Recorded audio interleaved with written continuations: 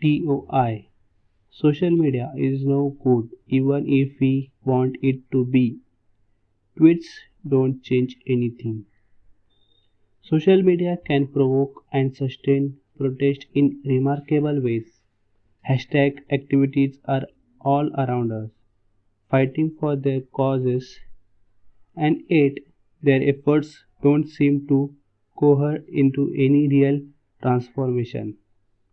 The quiet before on the unexpected origins of radical ideas by Gal Beck Ehrman is about how societies actually change, how new arguments hatch and grow, and how they shape events. Social media platforms are great for striking poses and for setting compelling narratives. They agitate and draw people together. But change calls for deliberation, not just declaration.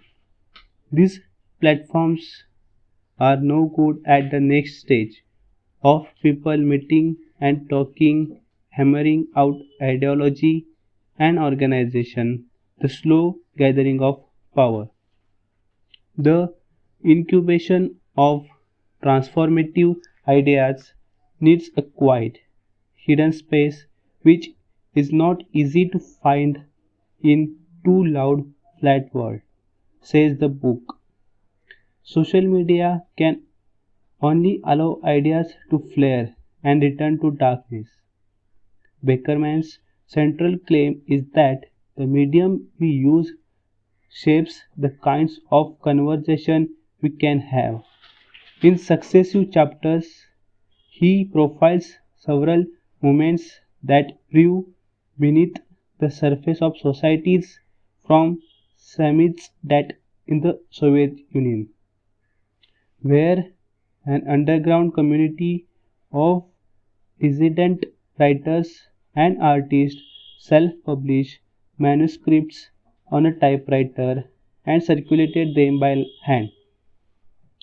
It was patently dangerous to tell the simple, crisp truth in a time of official propaganda and repression, and yet they persisted.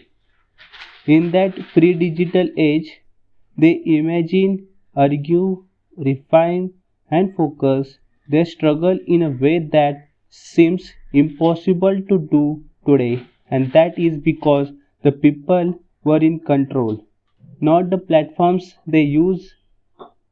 In a different time and place, teen girls in the US in the 1990s used scissors and glue to make DIY do it yourself things to critique a mass culture that misrepresented them.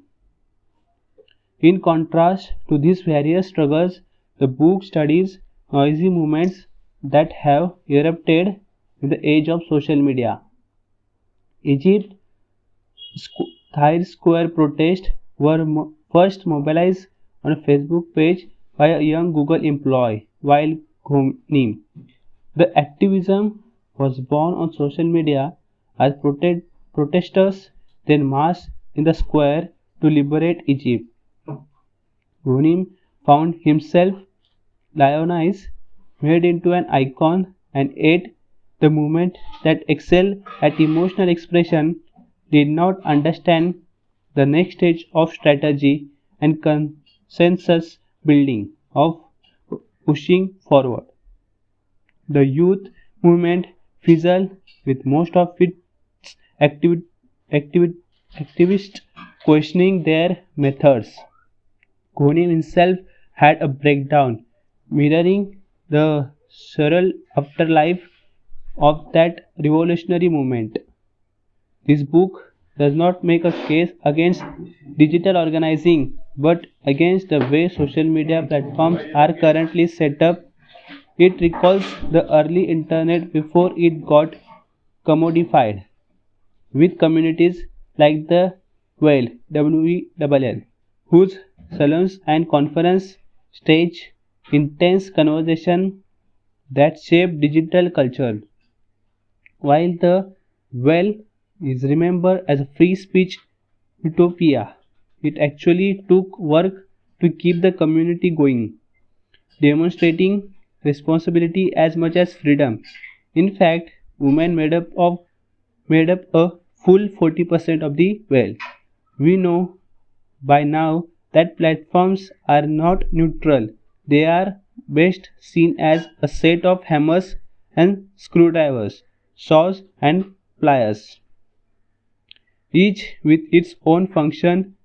The shape and extent of social change will depend on the tools used and will and hunger of the activities, says the book.